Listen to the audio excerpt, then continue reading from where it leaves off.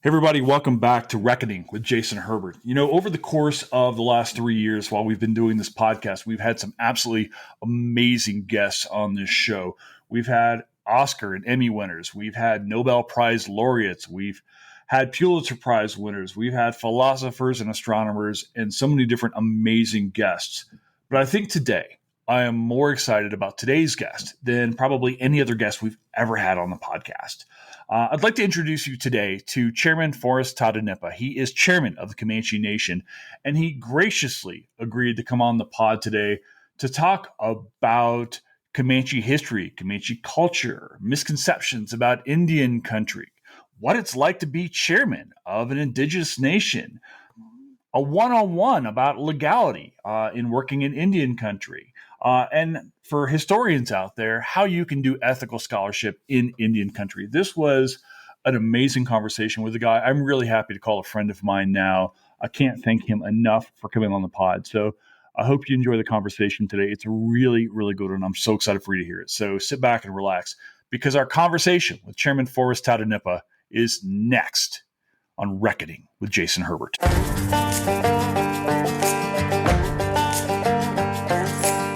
My name is Jason Herbert. I'm a Southerner who lives in the West. I'm a historian, an outdoorsman, and a movie buff. I like finding new answers to old questions, and this is a reckoning.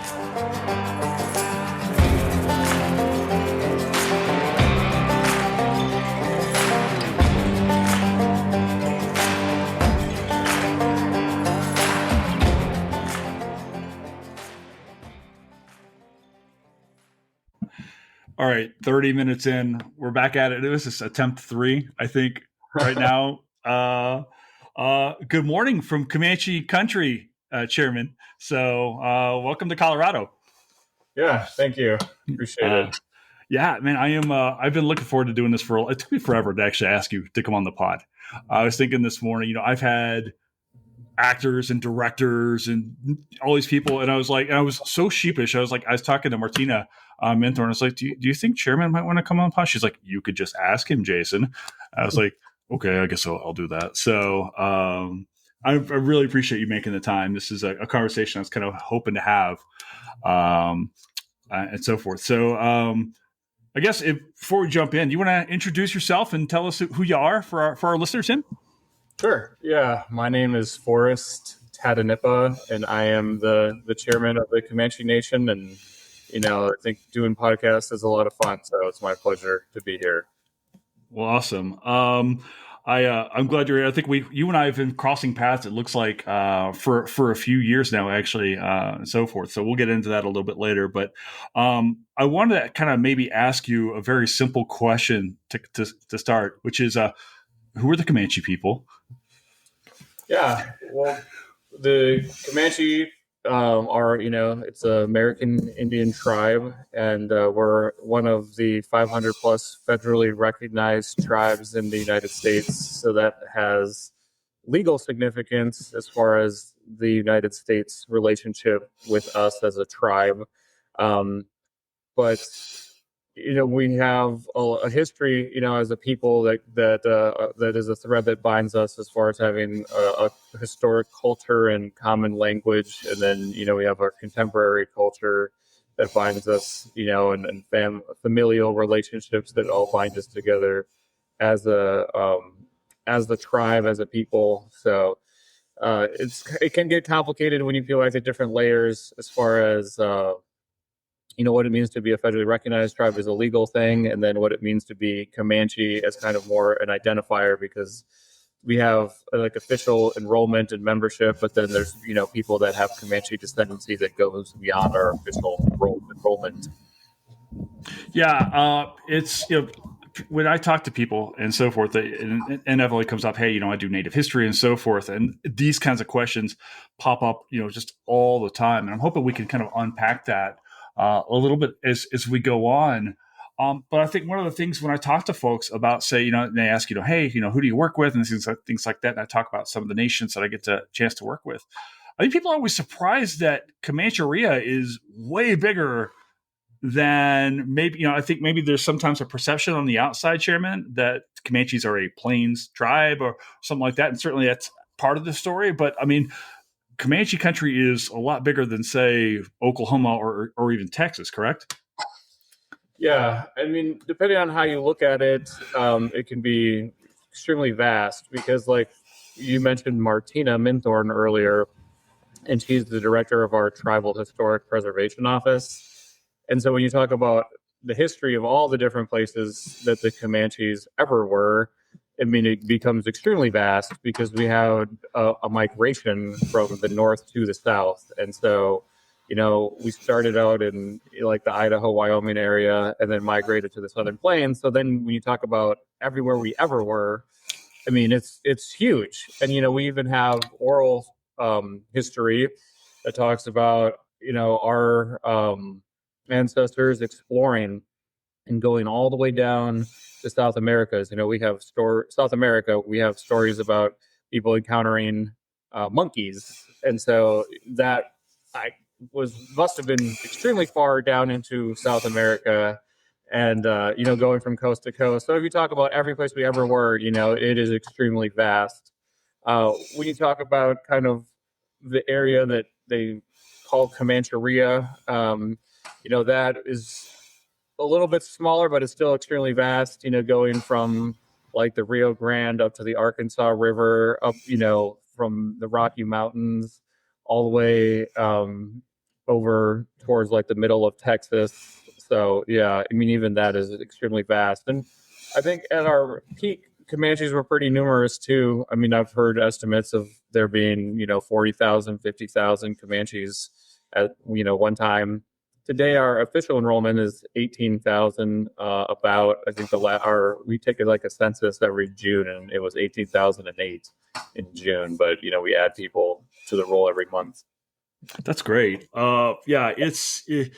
I find myself, here living in Pueblo, Colorado, as I kind of drive around, and just maybe as the nature of kind of the things that I do, certainly with the Forest Service, and I should probably go ahead and say none of our conversation is the opinion of the Forest Service, just so I keep myself out of hot water. But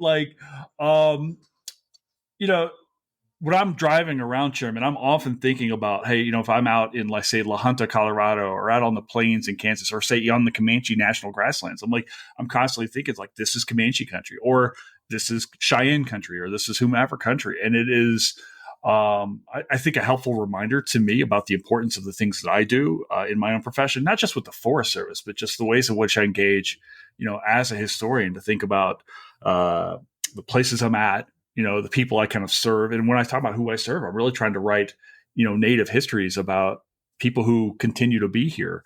And I always think that's really interesting to look at these maps of just how big. And people are always surprised by that. We go up in the mountains here in Colorado. I think, we had all these amazing young folk come up over the summer, and we took them to the mountains, and the kids are seeing it. And we're talking to guests, and like, why are Comanche tribe here? I'm like, well, congratulations. You're now on, you, Mr. Visitor, are on Comanche homelands. I think it's a cool thing.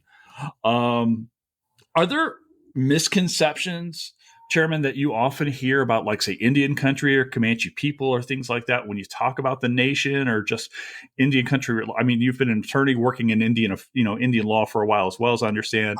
Like, when you talk to, say, maybe non-tribal members or maybe even people outside the nation, what do you often hear that you're like, well, kind of, sort of, or whatever? Yeah, I mean, I think there's so many misconceptions. It's hard to know where to even begin. So, Sure. I guess, one misconception from some people, and this is one I think that's more prevalent among people, that aren't from the United States, and sometimes people from kind of like the eastern part of the United States, like the East Coast, and then they think that there aren't Native Americans anymore at all.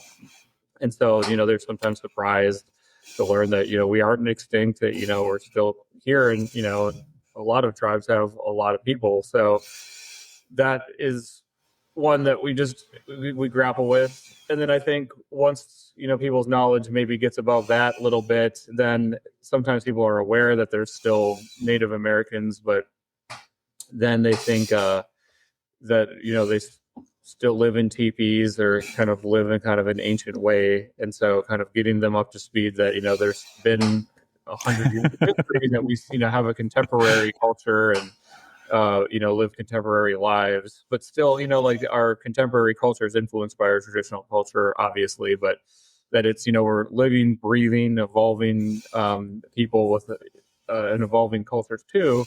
I think that's a surprise to a lot of people.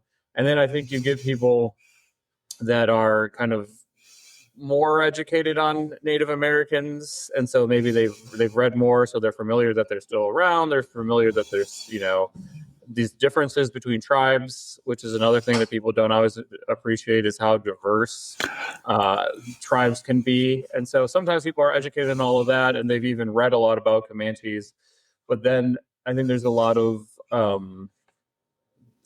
don't know, a lot of kind of exaggeration in some of the historical documents about Comanches, or a lot of bias in kind of the historical reports about Comanches. And so they have a misconception of Comanches as being kind of like real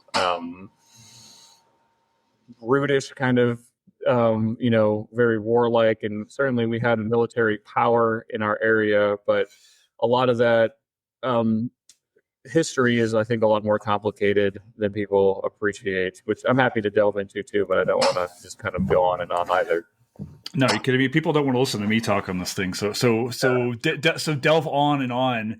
I found, in my own line of work, and certainly as a historian, I always find myself, Chairman, shying away from, like, people always ask, like, what's the native way of doing things? I'm like, 574 recognized tribes and all these different cultures. Like, the ways in which Comanche do things are completely different than the way, say, Haudenosaunee, or like, these are different countries and peoples with different relationships to land, resources, spirits, and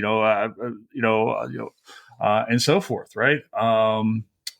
It's a thing that I shy away from. And I think even for me, and maybe you could weigh in on this, it took me a long time before I got, as a non-native guy, got comfortable saying native or indigenous or Indian. I think maybe for people listening in who don't know, or who haven't had a chance to, say, work with tribes or do read or so forth, like, can we talk a little bit about maybe some terminology? Is like, what's appropriate when we talk about, indigenous cultures and so forth? Like, what feels right to you? Yeah. Oh man, that's kind of like the Speak for all Indians, please. Yeah. That's one that's so hard to answer, because I feel like there's so many people that have different ideas, and they have different, they have very principled and passionate reasons for their beliefs, but they have different beliefs. Like, I've talked to some people, they say Native American, and they like that, and then they're really against saying Indian, because they're like, that's racist, and that's all because of a misconception, and that goes back to Columbus, and he was lost, didn't know where he was doing. And so I totally reject that, and I don't believe in that at all, and I just want to be called Native. And then I talk to other people, and they're kind of like, you have to say Indian, don't never say Native American, because on a technical definitional level, Native American refers to anyone that was born in America, and Indian is what was used in all the treaties. And so you have to say Indian, because if you don't say Indian, then you're going to lose, like, the treaty rights, because that was the historic term. Right or wrong, that's what the history is. And so we want to be true to the history. So you only say Indian and never say Native American. And, those are people that are all, I guess indigenous is maybe the safest way to say it. So they're, those are indigenous people saying that either way. So I guess indigenous, like I said, is kind of the safest one to use. With Comanches, and another thing to say that's safe is always to just go, with the tribe's own word for themselves. And so one thing that I think is interesting about Comanches is that, that's not the word that we have for ourselves. Mm-mm. Right. Like, to say Comanche people in the Comanche language, you say Numana. And to say, kind of like, refer to Comanche as like an adjective, you would say like Numma or Num. And so we still, though, like, that's the case for a lot of tribes. Like, Comanche was a word that was given to us by the Ute. Yeah.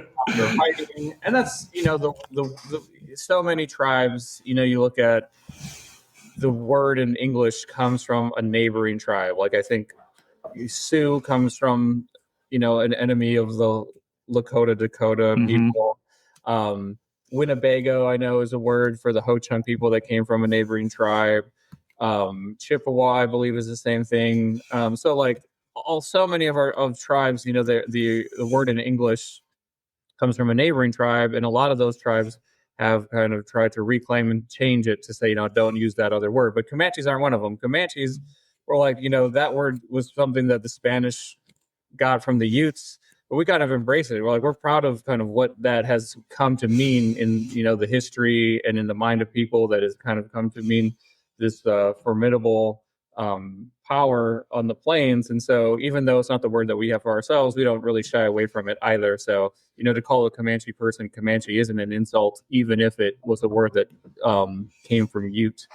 And then, from Spanish, I guess a way that they kind of adopted into Spanish, a Ute word. But, we don't care that it was the Spanish people that gave us that name. It's kind of like, I think most people still wear it with pride.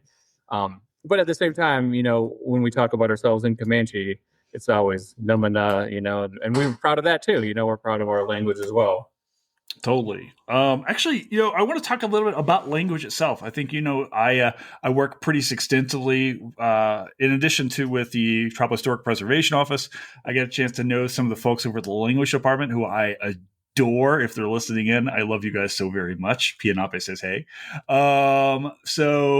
I don't know if you know about that aspect, but can we talk a little bit, Chairman, about language and the importance of like traditional language of say Comanche language to the Comanche people, and when I talk about other tribes, there are varying ways in which some tribes are really struggling to maintain their language. Some have very very well developed language programs and stuff like that.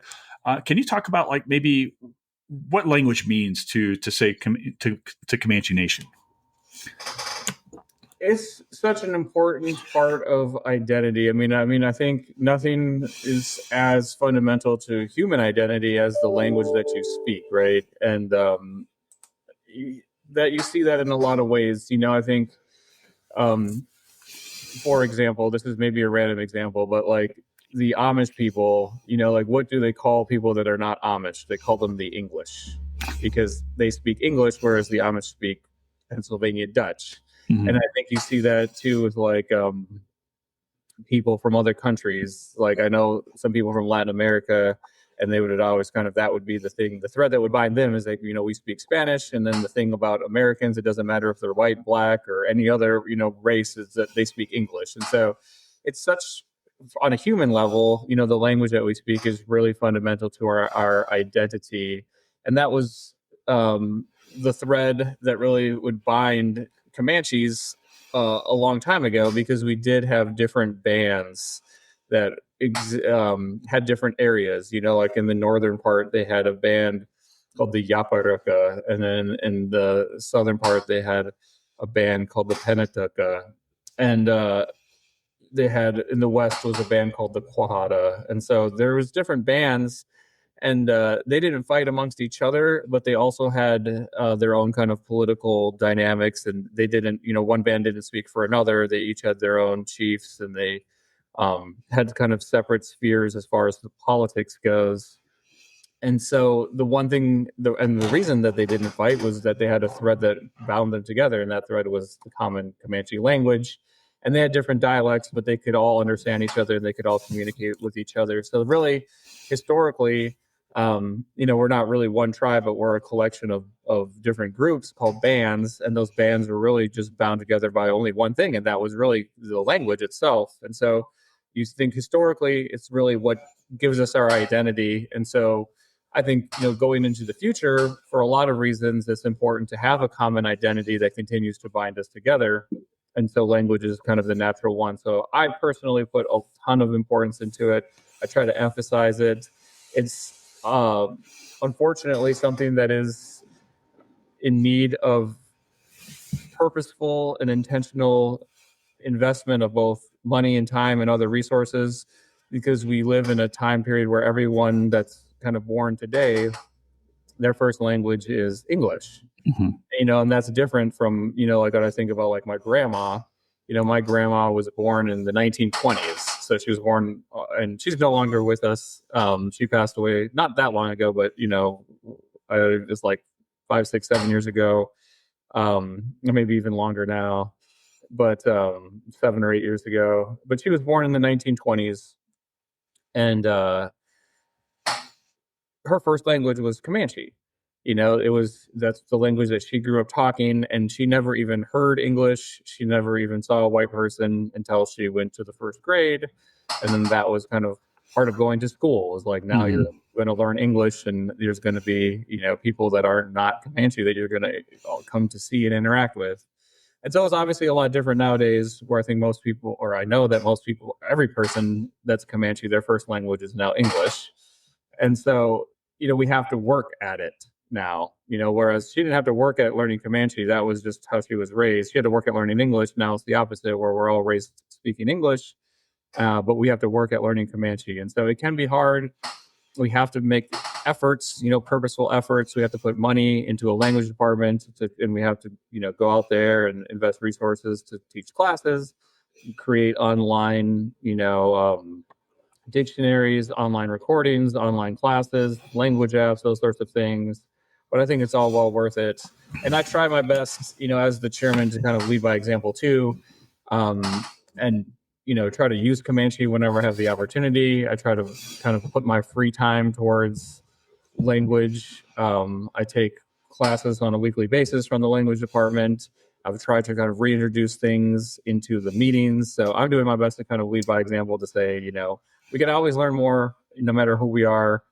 We can always invest our time and our effort into it, because that's what it really, at the end of the day, it's never going to be like you can just learn by osmosis. Everyone's going to have to make an effort. And so I really try to encourage people to make a good effort to learn as much as they can, because we really only have, 10 to 20 fluent speakers right now. And so I would love to have, 100 fluent speakers, and future generations, I'd love to have 1,000 fluent speakers someday. Chairman, I know this. There are multimedia stuff. I think on maybe the Facebook page, the language department has a Facebook page, and they've got like the Comanche word of the day. I know this because I get my updates. Kathy Cardona is very much on me about making sure. She gave me a deck of Summa. Last time she was up here, she's like work on your letters and your numbers, and I'm like, Kathy, I barely speak English, and she's like, well, you're gonna learn Comanche now. But I'm wondering, is it okay for non-tribal members to want to learn the language as well? Yeah, I mean, I think anyone that can contribute to preserving it, no matter who they are, I think that's a beneficial thing. There were non-Comanches that spoke Comanche way back there too. I mean, I remember my grandma would always tell us about the local butcher, and Comanches love to eat meat, and so I've seen this white man that was a butcher, and they would buy meat from him, and so he learned how to speak Comanche because he had so many Comanche clients and customers. The one thing that I will say, the one little asterisk I guess I'll put on that, though, is I know that some of our people get very frustrated and offended, and then there's people that are able to make a profit from the language, that if they come in and learn it and then they try to somehow gain financial from it, that is something that we consider offensive. So don't do that. But as far as just learning it and subscribing to the word of the day, or coming over here and trying to have a little conversation with our people, I think they really enjoy seeing that, and seeing people that are interested, no matter what color they are or where they come from. You mentioned a little bit earlier, we were talking about the broad history of Comanche Nation, and like maybe perceptions of the nation, and maybe of Indian country writ large. This podcast initially, Chairman, started off as a movie podcast. It's kind of where I kind of got famous on social media as like the movie guy, as you can see from all the Star Wars stuff behind me here. Warning, I'm a big nerd, but I wondered if we can kind of speak to like the ways in which Comanche people have been portrayed on film. Like, do you have thoughts on this as far as growing up and seeing like Comanche history, like on the big screen, and maybe how that's changed and so forth? Like, what are your thoughts about the ways in which we're seeing Indian country on screen. Yeah, I mean, on this one, I guess maybe I'll have to give a disclaimer, that you gave at the beginning, where this is like my own personal opinion, and this doesn't represent the opinion of anyone else. But yes, sir. Because what I'm about to say may be controversial, or a lot of people may disagree with. But when I was growing up, I think I'm 40 years old, and I think in some ways, when I was a child, that was kind of like the lull in the Western genre. I think that was at a time period when there was like a kind of, I think, Dances with Wolves was the big movie when I was a kid, and I think that was a great movie, and it was kind of groundbreaking in how it portrayed Native Americans, and it got a lot of praise for that, and I think rightfully so. The novel, that, as I understand the history of that movie, Kevin Costner pitched it as a movie. That didn't work out. So then he had the screenwriter. I think it was, what is it, Michael Blake? Is that his name? I think so. But then he had the screenwriter write a novel, so that then have it, if the novel kind of got some traction, then they could pitch the movie again. And so that's what ended up happening. They wrote a novel, and that got some traction. So then they pitched the movie again. But anyways, that's just a long way to explain that the novel was about Comanches, and I've read the novel. And so there's that tie-in with Comanches, and a lot of the screenplay, you can tell, like when they have the Spanish helmet and everything, like that would be more appropriately related to Comanches than it would to the Lakota further south. But I think there was kind of a lull in the Western genre when I was a kid, and that was because there was a lot of critique of the genre for its, inaccurate portrayals of Native Americans. And the critique was so strong. I remember at one point in my life, I kind of had heard so much negativity about John Wayne and about the movie The Searchers, which is about Comanches too, that I got so curious that I was like, I'm just going to watch this movie and see what it's all about. And I was actually surprised on some level that it wasn't as bad as maybe I had been led to believe, or the critiques. And I mean, I think I was watching it at a time period where it wasn't oversaturated with all these negative portrayals. So like, in the time period that it came out, when there's like, so many stereotypes, so much negativity, like I can definitely see why there was blowback. But like, when I watched that movie, I was actually kind of surprised. It was like, oh, looks like, there was an attempt made to learn about an actual story, the Quanah Parker, Cynthia Ann Parker story, and to kind of portray this in film. And it wasn't 100% negative stereotypes, although they were certainly there. So I was actually surprised that it wasn't as bad. Not to say it was positive portrayal, but it wasn't as bad as I thought it was going to be, and that there was some attempt to kind of make things historically accurate to some degree. Now, having said that, obviously there was a ton of stereotypes in there, and there continue to be. I think, the pendulum swings, and like, I think there continue to be a ton of stereotypes out there, especially about Comanches. And, I think in the kind of media beyond movies, there's like a lot of books, and I've read all of them, or I start to read all of them, and I always get very frustrated because I think they always rely on kind of these tropes, I guess is what they're called, about how brutal and savage these Comanches were. And I think there's kind of two camps, and I get frustrated with them both. Because I, as the type of person I am, I just want there to be the truth. I don't think that, you can ever get anywhere until the truth comes out. But, I think there's this one camp where it's just like they were these brutal savages. And I think, like if you read the book Empire of the Summer Moon, you see a lot of this where it's like they just tortured people for fun. They would capture people, and these are just sadistic people that would just torture people for fun. And that was just the culture of the plains, that people go around taking captives and torturing them. And then on the other hand, I think you have the pendulum, the people that have tried to swing the other way. That's like, oh, they would never do that. These were like the noble savages or whatever. And so I get frustrated with both of them. And I don't really know what the truth was because I wasn't around, but I've done my best to kind of try to learn from people through the oral stories. And the one thing I'll say about that, like with the Empire of the Summer Moon, the author went out of his way to not consult with Comanches, and I know that was frustrating for a lot of people, and to not pay any attention to oral history on the grounds that oral history is not reliable.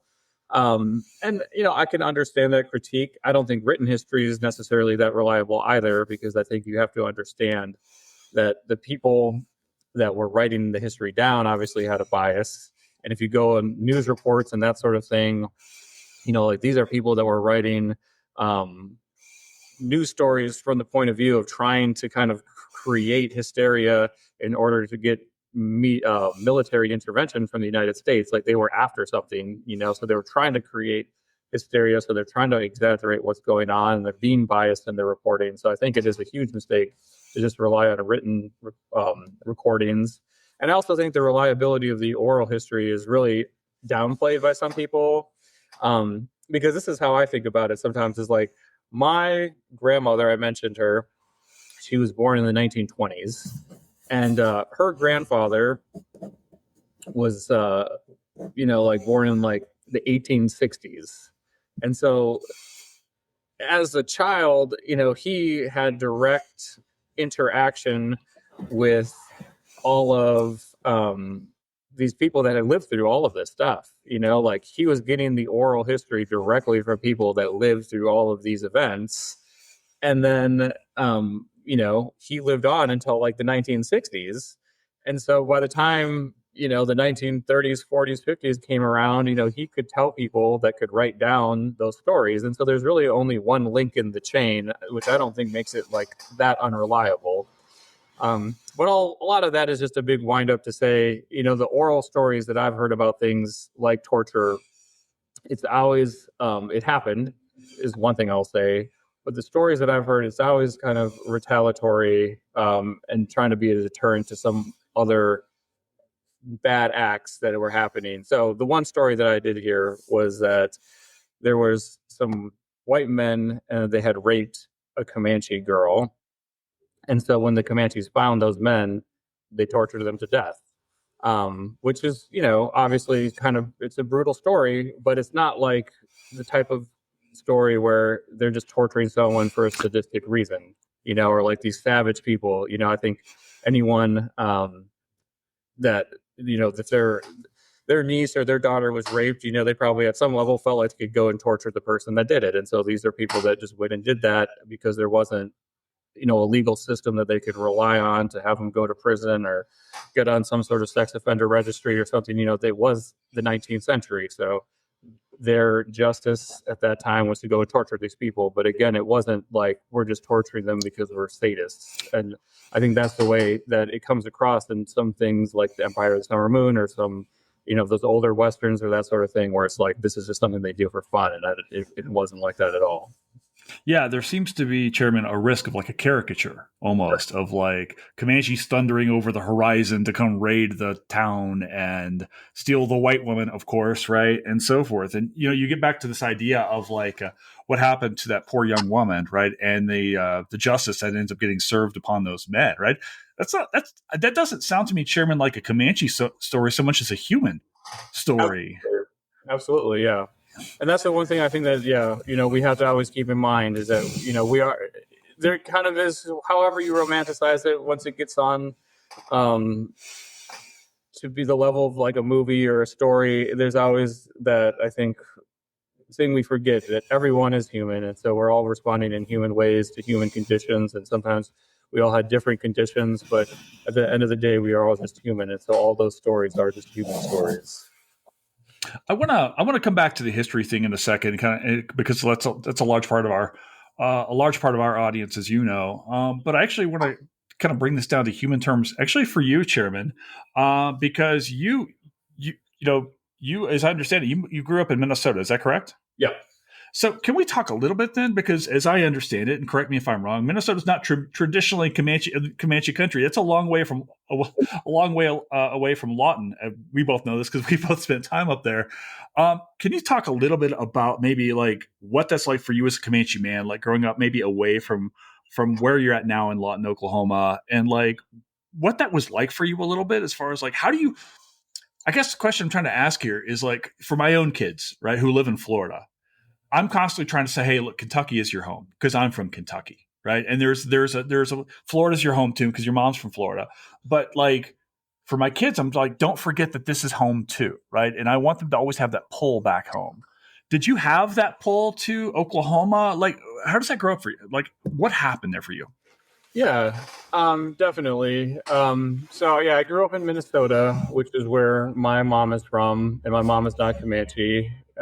So it was definitely always kind of impressed upon me that Southwest Oklahoma was sort of my home away from home, because I am an enrolled tribal member, and that's where like my extended family all was from, and that's where my dad grew up.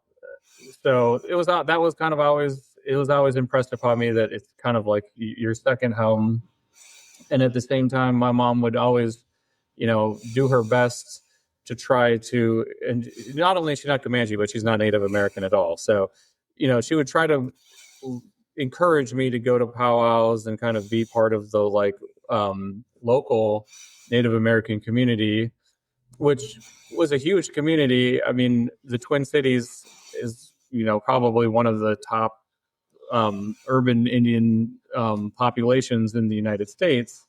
And it has, a pretty diverse population there from different tribes, because there's, I think, 11 federally recognized tribes in Minnesota. So, there's a lot of, and all those tribes are either Ojibwe or Dakota. So there's a ton of Ojibwe people, a lot of Dakota people, and then a lot of Lakota people from South Dakota have moved there. A lot of Ho-Chunk people from Wisconsin have moved there.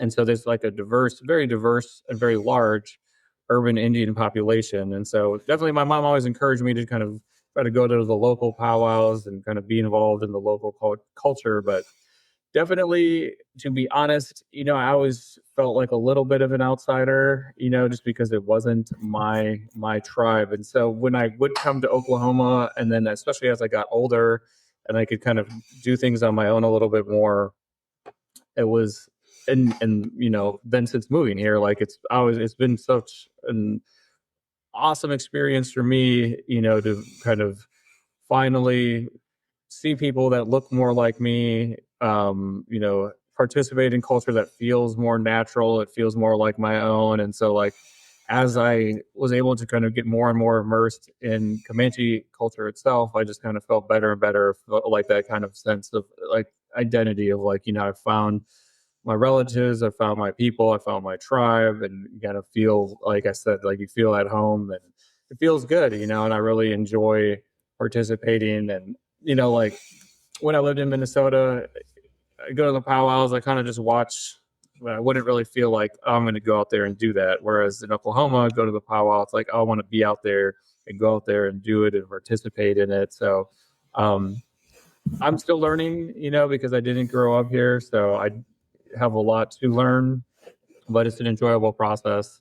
And, people are always very encouraging and welcoming. And so it's not uncommon story for someone to, I guess they call it reconnect. So people are very accommodating, and I really appreciate all the different people I've had that have kind of served as mentors, whether that's with powwow arena and etiquette, or at the Native American church, or with other sort of cultural things, language, all the different things that we have here. So I feel very grateful to all of them. Was there a sense, Chairman, it was like, this is he's coming home now, like, come on in? Did you get pushback at all? Like, wait a second, you come home and now you're running for chairman. Like, who does this guy think he is? Was there any of that as well, do you think? Like, how did that feel for you? I never really felt much pushback as far as like the political sphere goes, for a couple of reasons, I think. I mean, I was the tribal attorney for 3 terms before I ran for chairman. So I was definitely like a political known, like I had a political reputation before I ever ran for chairman. And then I'd been coming around to different things for a little while too before I ran for chairman. So I never really got a ton of pushback there. But as far as going into different cultural things, like, trying to talk to people about the language, or talk to people about Native American church or powwow. I mean, I think at first people, they're not unwelcoming, but sometimes they can be just a little bit guarded, because I think every day there's, a lot of people that, say they want to learn, and then what level of dedication do they have. You can't roll out the red carpet for every single person that says they want to learn, right? Because there's so many of them, and then so many of them end up not being very dedicated or falling off. So you kind of have to prove that you are dedicated. And I think once you kind of show up a few times, then people start seeing that, okay, this person really is not just taught, but they're willing to actually put in the work. And then once you show that you're willing to put in the work, then I think the floodgates kind of open, and then you're hearing all kinds of stories and lessons and learning all kinds of things. And like I said, it's a really amazing, wonderful thing. I think we have a real beautiful culture. I'm biased, obviously, and I'm sure everyone thinks that about their own. But we have beautiful songs and beautiful traditions, and it's just awesome to always to learn about them. I have to confess. There are times. I just got back, obviously, from visiting the nation. I came back and I was like, oh my gosh, I have to tell everybody how amazing this is out here and stuff like that. And I got so worried. I have to tell you, because I work with a lot. I've been cheating on Comanche Nation, Chairman. I work with Huge as well. And I worry, it's like, am I talking too much? I came back, I was like, am I talking too much about Comanche Nation? And stuff. Can I ask you, like, what? You're chairman now. What was that decision process like for you, where you're like, hey, I think this is a thing that I want to do and I think that I can do well? Was it a calling? Was it like how do you arrive at the decision of like, I can do this? Sometimes there's still days where I feel very humbled, and I'm just like, I'm still learning how to do this. That doesn't, come with an instruction book or anything. But, for me, the decision-making process to put myself out there was kind of a few years in the making. Like I mentioned, that I was the trouble attorney for 3 terms. And so I saw some of the inner workings of what was going on, and I felt like, I can give people advice on different things, but the role of the lawyer is not to really kind of like make policy. The role of the lawyer isn't to kind of make the actual decisions. It's just to say, like, well, you could do A and you could do B and you could do C, and the legal ramifications of A would be this and the legal ramifications of B would be that. But, that's how I would treat any client. But when it's your own tribe, you kind of want to say, like, you should do B, or like do B, like you want to be kind of more forceful about it, but that's not your role as the attorney. So I found myself just being like, I want to see X, Y, and Z things happen for the tribe. And I really, it's not a matter of like legal advice, but just as a matter of policy, like, this is what I want. And so I think the best way to do that is to, actually be on the business committee and to be the chairman. I thought that I had the skills that, I could do that job. And especially, one of the fundamental things about being the chairman is just you're the presiding officer over the meetings. And so I had a lot of experience just being on different boards of running meetings and things like that. So I thought, okay, I can do that. And so I've gotten a lot of compliments too, as far as just being able to run meetings efficiently and effectively. So that's the one thing I'm really proud about. But there's a lot more, obviously, that goes into being the chairman than just presiding over the meeting. So I feel like I've learned a ton over the last year of everything that goes into it. It's really opened my eyes. And like I said, some days, you run into different things and it's like, how am I going to deal with this? And you always have to learn and always stay humble to kind of keep yourself willing to learn, open-minded, and always trying to kind of move things forward. So I'm still learning, definitely, but I am really proud of the work that we've done over about the last year and a half since I have been the chairman. When I think about what I perceive to be your position, Chairman, I think it's such a heady thing to like take on the responsibility of kind of leading tribe, kind of being an advocate for the tribe, and kind of being there. And I got to watch you a little bit when I saw you at Comanche Fair. We said hey for a few minutes, but you were all over. Every time I turn around, like I would see you, like, oh, you were on horseback during at one point in time. You were visiting with folks. I got to see you with Mr. Himanoki a little bit and so forth. What, I guess, can you take it? What are the joys of this position for you? When you look back and you're like, come home and you've had a great day, like when you think about this, like what's the cool part about being chairman of the Comanche Nation? It's definitely helping people. I want good things for the Comanche tribe. I want good things for our people. And, that takes, when you say good things, it's kind of intentionally vague, right? Because Sure. it can be in many forms, like whether it's on a cultural level, like seeing our language thrive or seeing our culture thrive, like that's something you want to see. It could be on an economic level, like seeing someone get a new job or get a promotion or advance economically, that's something that's really great too. Or it can be on so many different levels, but to just see people doing well, having good things for themselves, seeing them thrive in some way or another. Like I said, whatever that is, like seeing people get a promotion, it feels awesome. Speaking of the language department, like we had, I get to sign the language certificates of people that get new certifications. So like seeing them advance in that way, it feels great. So often, when you work at the tribe, because of the nature of the services that we provide, you might meet someone like when it's not they're at their worst day of their life. Like we give out services, like we give rental assistance sometimes, where we can give $600 for people's rent. We give burial assistance for people that have passed away. We give those sorts of services. And so sometimes you meet people where it's like, I just lost my job. I don't know how I'm going to pay my rent. I just had a family member pass away. We don't know how we're going to afford a meal for the funeral. And so when you're just able to help those people get through that hard part of their lives, that's really rewarding too. So I enjoy all those aspects of it. And it's definitely a ton of responsibility, like I said, to meet people on their worst day. That itself can be very humbling too. Can I ask you to put your lawyer hat on for a second? Mm-hmm. When I come back, I have my friends who ask me, it's like, so how does the law work? Like, and this is a question I kind of want to ask on the part of maybe our listeners here who don't know about the sovereignty of Comanche Nation and things like that. Can you speak a little bit about how the nation works on like a nation to nation relationship with, say, the United States? But also like, how does law work in Comanche Nation as far as like whose laws are supreme or things like that? Like, I know this gets super complicated. We're seeing this all over the place right now. But could you give us like a 101 version of that?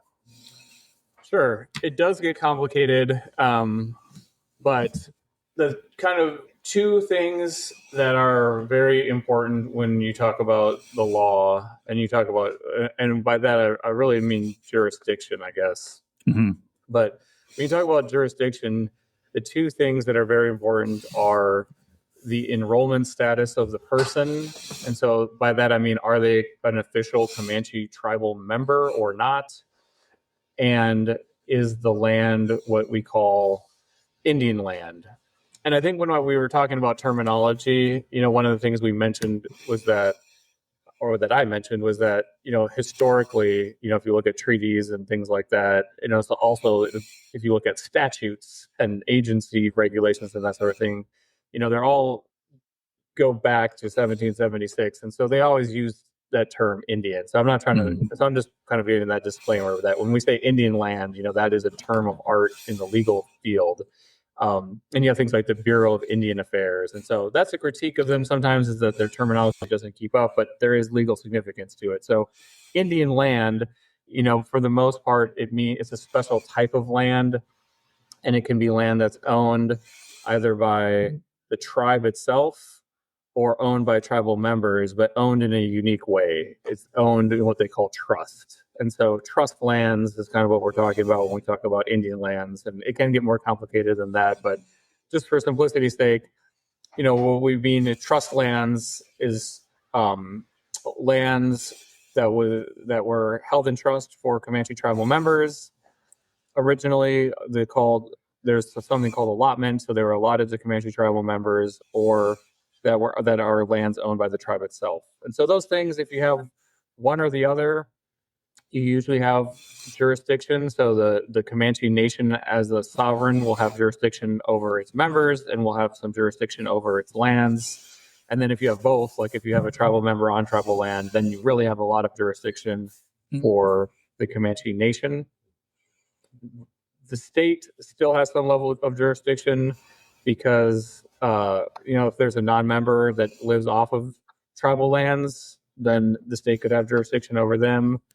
Or if there's a non-member on tribal lands, then the state can have jurisdiction. And it gets very complicated, if you talk about is it concurrent jurisdiction or exclusive jurisdiction. But it can be concurrent, and I guess that's something that people don't always appreciate, is that it can be the case that two governments both have jurisdiction also.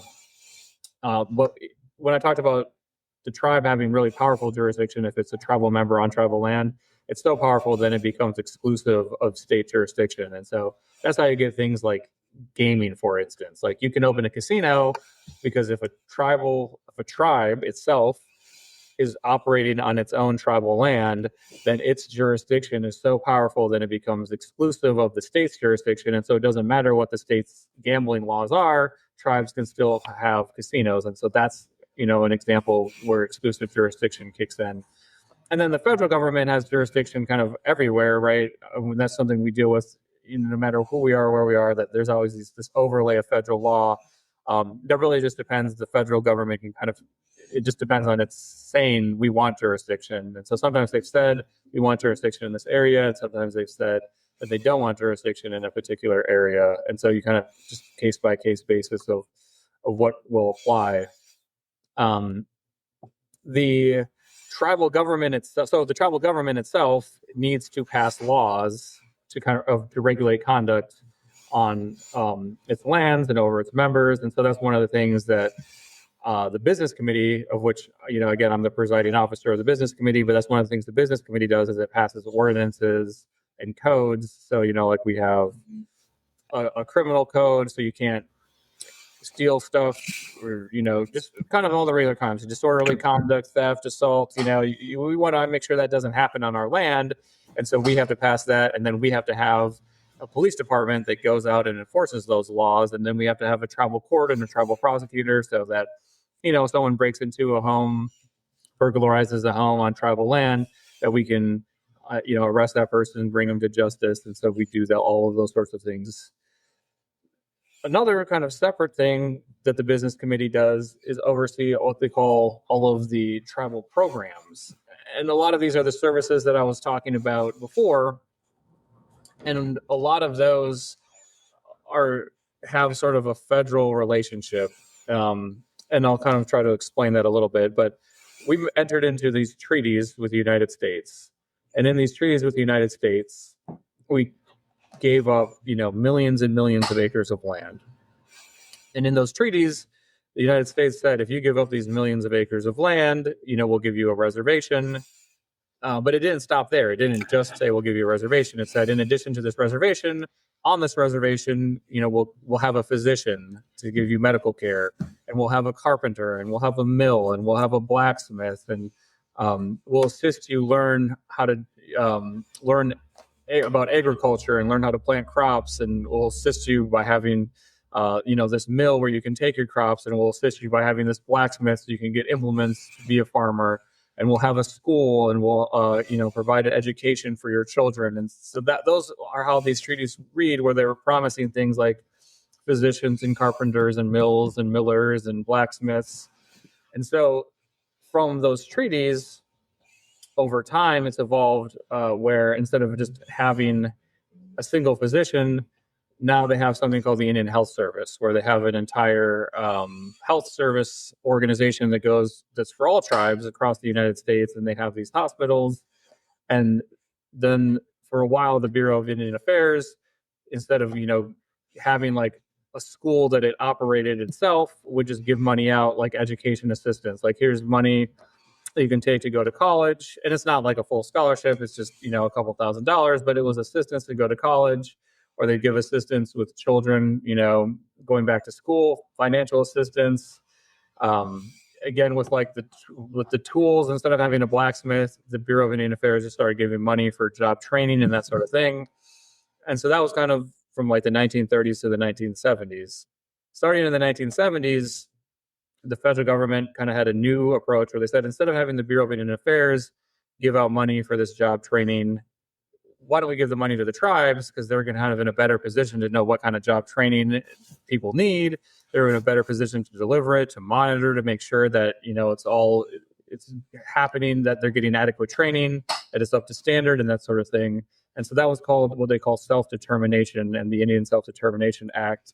And so another thing that we do as a tribe is we enter into contracts with the Bureau of Indian Affairs to take over those programs. And so then they put out stipulations about, what kind of deliverables you have to meet, how much money you're supposed to get, and we negotiate that. But then we give those services on behalf of the federal government to tribal members. So that's another big part about is running these programs for the federal government, but they're programs that go for tribal members. So that's another big thing that we do. And so as a business committee, we oversee the implementation of that. We have a tribal administrator that manages kind of the day-to-day of those programs, but the business committee is supposed to oversee the overall implementation and administration of all those programs.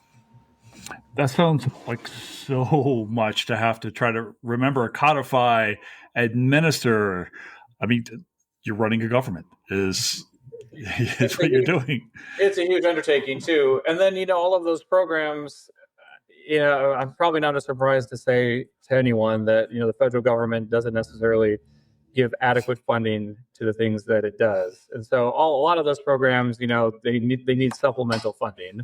And so that's, then we have to go out and raise money, raise revenue. And for most tribes, you can raise some tax revenue, but you can't really raise taxes the way that like a local government would with property taxes. We don't assess property taxes. So we have some marginal sales tax revenue. We get some tax revenue for like oil and gas severance too.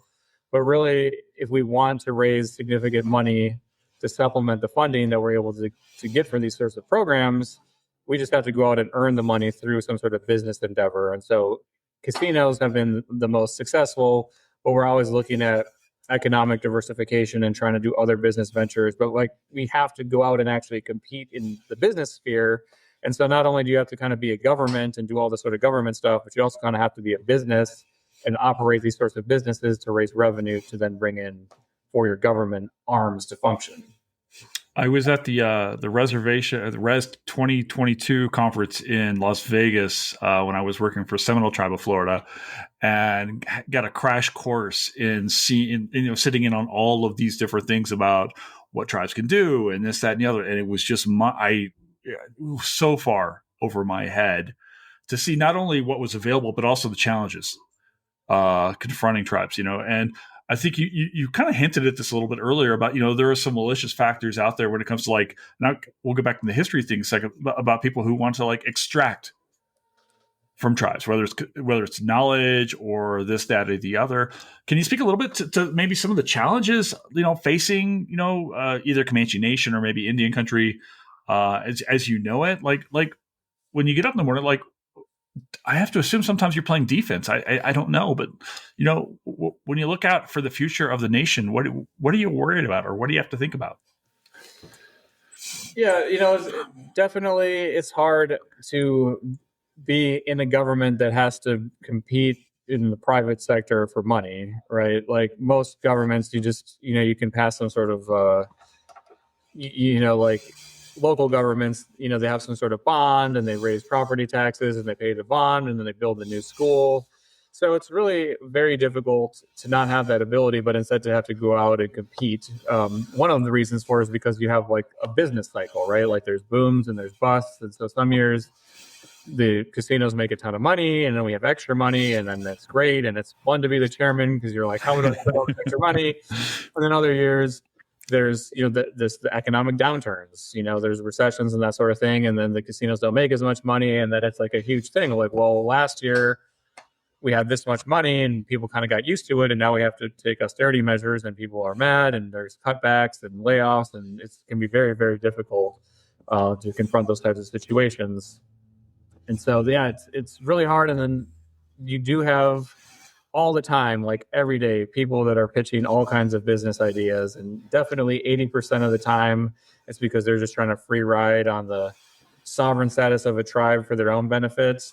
And there'd be very little, if anything, that came back to the tribe. And then sometimes, you have legitimate businessmen that, are well-intentioned and you maybe could work with them, but tribal members are kind of hesitant because there are these other people that are kind of trying to take advantage.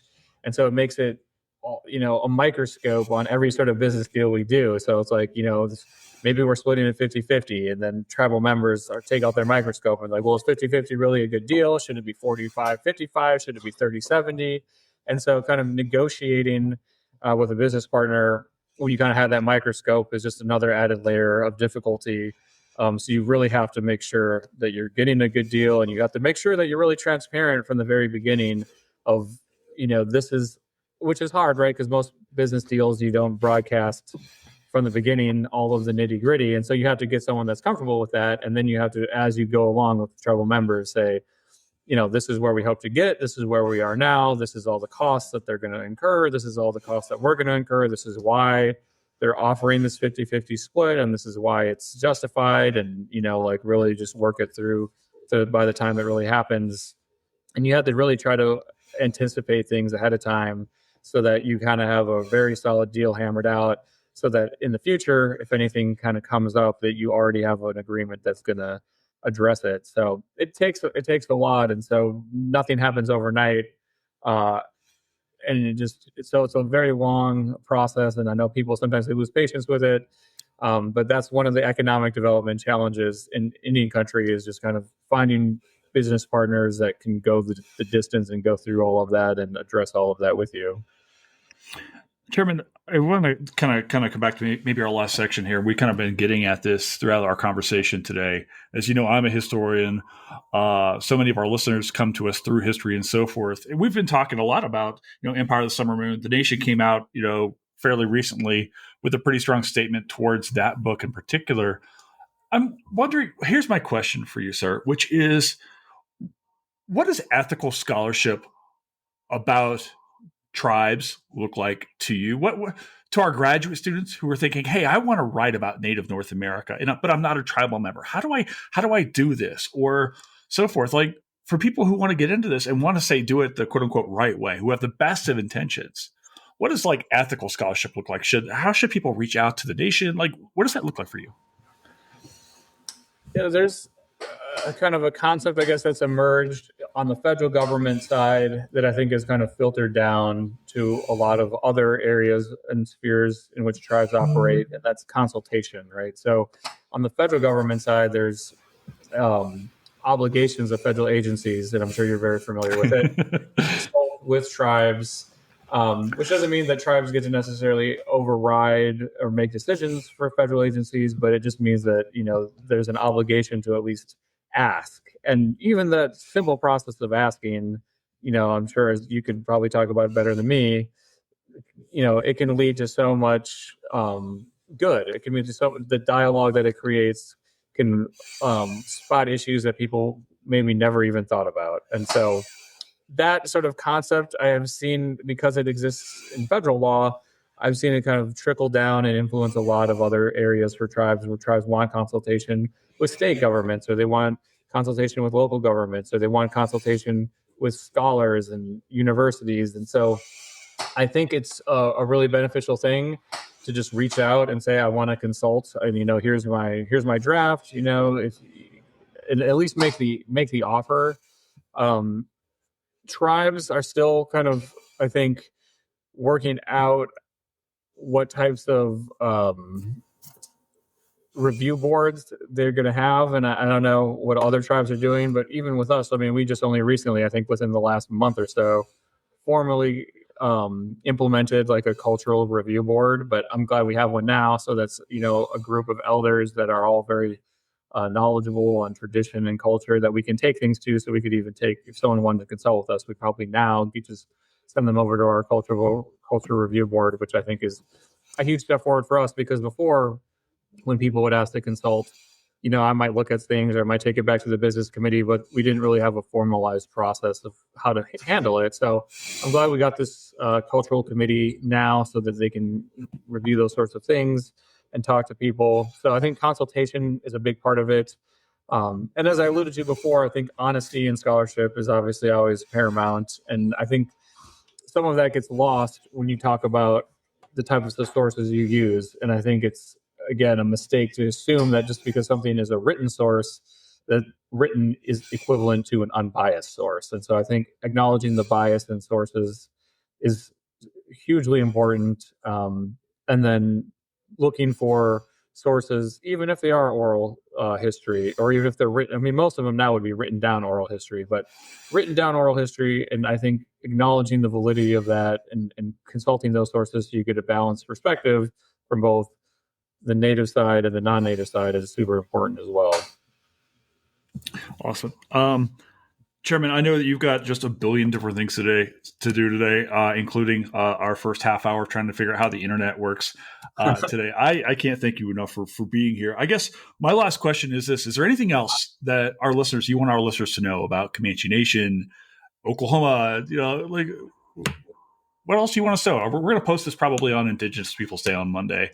So as people are listening in, finishing up our conversation, what do you want people thinking about? I just always encourage people to kind of come and see it and experience it. And I know you got to be there and see it and experience it. And it's the kind of thing where the culture, you couldn't describe it in words, really, I don't think. And I don't think you could even describe it in pictures, or I don't think you could even watch a video. And I don't think that would really help you understand it. So I always encourage people to try to come and visit us. And, we have like a powwow going on in our gym pretty much every single weekend. And if there's not a powwow going on in the gym, then there's a hand game. So, we always have some events that are happening. But we do have some bigger events. Comanche Nation Fair is one of them. And that's usually either the last weekend of September or the first weekend of October. We have our second biggest powwow is the homecoming, the Walters Homecoming Powwow in Walters, Oklahoma. And that is in July every year. Our third biggest one is probably the Little Ponies Annual Powwow, which is usually Mother's Day weekend. And so any of those are great events to go to. But if, just a random time of year, like I said, you come to the tribal complex in the gym, it's called Watchitaker Hall. There's usually something going on. We have a Comanche Nation museum in Lawton, Oklahoma, and that, it can be a great experience to see it.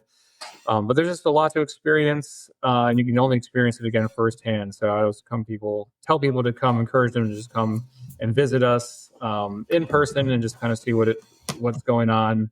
We have 2 hotels that you can stay at. One is the Sure Stay in Lawton, Oklahoma, and one is at our Red River Casino outside of Burke Burnett, Texas, just right on the Oklahoma-Texas border too. So come visit us, come stay with us, and just come see it with your own 2 eyes. Perfect. Chairman, I want to thank you for being here today, but also thank the entire nation. I've been working with the nation now for like 2 years, and the ways in which people have just thrown their arms around me when I come out to visit or they come out over here to Colorado, I think you're absolutely right. Like, you can't quantify it, you can't write about it, you can't take pictures of it, and God knows I've tried. But that feeling of just belonging and like welcome when I get to come out and spend time out there is just like. I was saying recently, I just got all verklempt when I was in Oklahoma. So I really want to thank you for everything that you guys have done for me, just making me feel welcome out here in Colorado. But thank you as well for being out here. This was just amazing. Thank you so much. Yeah, thank you for having me. I appreciate the opportunity.